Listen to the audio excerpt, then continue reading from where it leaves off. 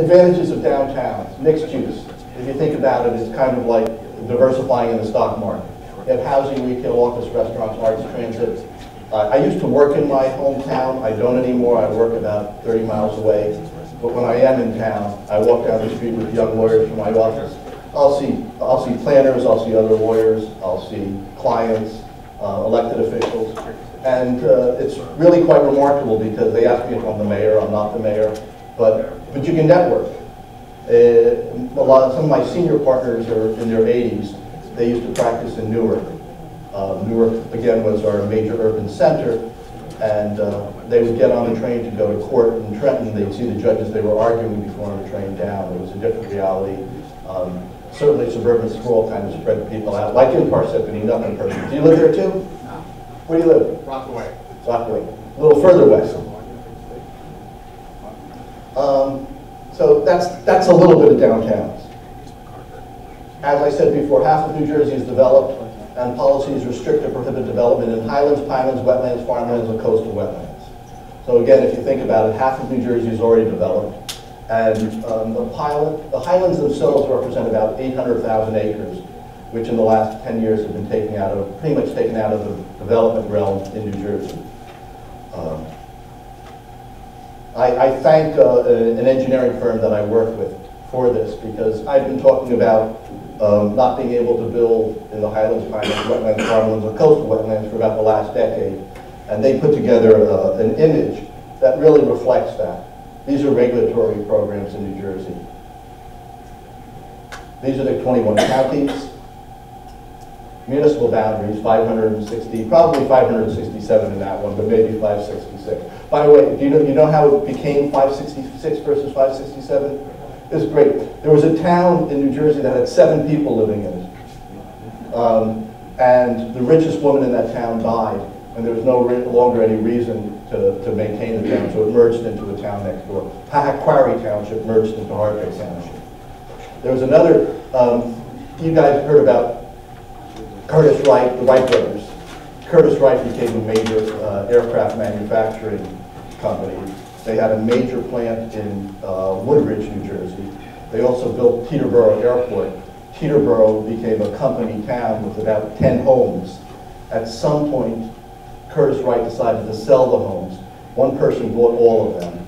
He was, since there were 10 people, 15 people living in town, everyone who lived in town was either the mayor or an elected official. So they passed rent control. And because they had a real interest in passing rent control, and the person who owned the buildings went to court.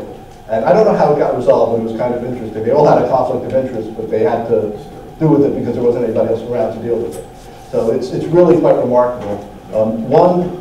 Chuck, do you know there's a golf course near Camden that is a municipality, which also has a population of like 10 people. I don't know. I thought you were going to talk about Winfield. What's Winfield? That's in Union. That's a town that's like a company town, same kind of stuff. Okay. So, continuing, Meadowlands, this is where we are. And interesting, the Meadowlands was the first effort by New Jersey to impose some regional planning and regional development constraints and supersede local power. This is the Pinelands. If you guys watch The Sopranos, supposedly this is where they chop the bodies off. Oh, it's a big area. A lot of bodies. Now, going back, supposedly Jimmy Hoffa is supposed to have been buried near the 50-yard line of the old Giants Stadium. But they were just looking for him in Illinois, I think. They didn't find him. That's with all due respect. This is the Highlands. It may even be bigger than the Pinelands, 800,000 acres. And roughly half of it essentially has no development rights whatsoever, and the other half is constrained. But it does serve as the water resources for all of the populated part of New Jersey, which is to the east.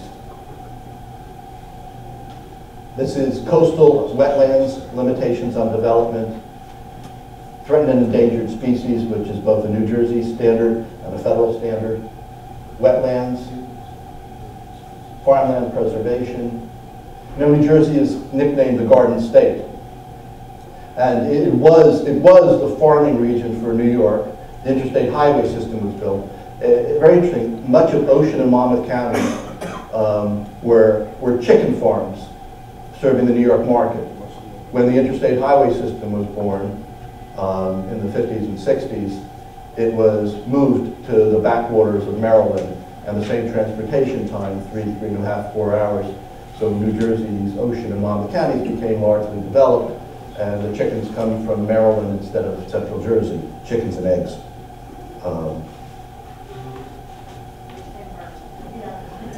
I'll let you guys work on that. I don't get into that one. Actually, I've never thought about it. I realize there is a big dispute over it, but I've avoided it. And thanks for being my straight man or my comic, whatever it works. It's early, guys. Did you guys, most of you guys slept overnight here? No. No, some of you. Yeah, I wondered about that.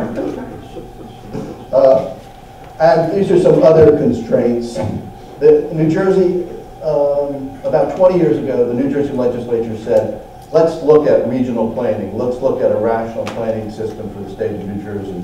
And that was implemented, but no power was given to norms of regional planning. So again, the power lays vested in the municipalities, all 566.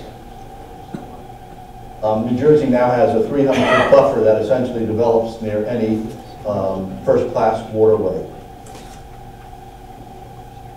Flood hazard areas. Transit villages is a policy about the last 10 or 15 years where the state is trying to throw resources toward municipalities that have rail lines. There has been some success, and I'll show you some images of that.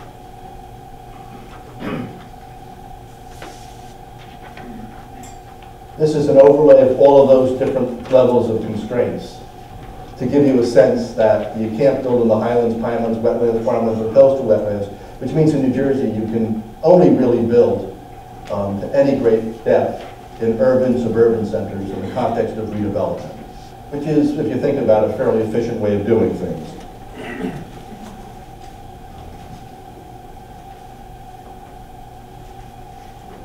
This speaks for itself, and you can digest it. So the Highlands is 860,000 acres. The Pinelands over 1 million acres. CAFRA,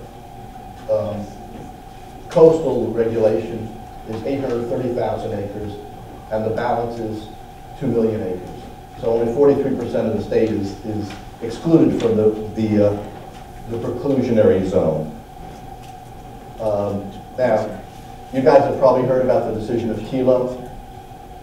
Kelo versus the City of New London. It was decided by the U.S. Supreme Court in 2005. And just to give you some context, the English tended to take property without compensation from about circa 1000 to 1776. It continued in England, but if you think about it, the sovereign in England owns everything in England. The U.S. Constitution provides that private property shall not be taken for public use without just compensation. It's a little bit of a legal course, so if you get bored, tell me and I'll move on quick.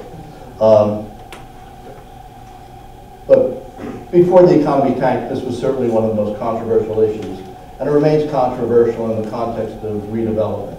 Because going back to what I said before, for 40, 50 years, developers would go to a farmer, negotiate for the ability to buy land, and then fight with the municipality over whether they would build 5 homes in an acre, 6 homes on an acre, or a home on 2, 3, 4, or 5 acres. And if you think about it, it's a very inefficient reuse of land, particularly in a state like New Jersey. Oklahoma's got a better situation, there's a lot more land. Pennsylvania, next door, has a great deal, it's a substantially larger state, New York as well. Delaware's about the only smaller state in the neighborhood. Rhode Island's just a little bit up, 95. But if you're thinking about taking a home on 5 acres, that chews up a lot of land, and it chews up that land in perpetuity. If you're thinking about redevelopment in the downtown, whether it's a Chicago or New York, a smaller town, anywhere in the country, if you think about a block in the downtown, You guys are appraisers, right? How many people you figure, how many different owners on a typical block in any downtown?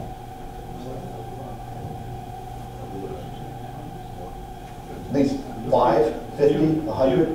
In the city. Just in one block, one city block. And possibly in a condominium situation. But move away from a condominium, just think about a small town, no tall development, but just 2, 3-story buildings on the downtown on the main streets. 20, 50? Less? Well, on a block though. So picture a block, four-sided block. Four-sided block. Yeah, miscellaneous commercial properties. 10, 15. Right? 10, 15, 20, maybe even 50. So it's a different reality if you want to assemble property in the downtown versus talking to a farmer and buying a farm.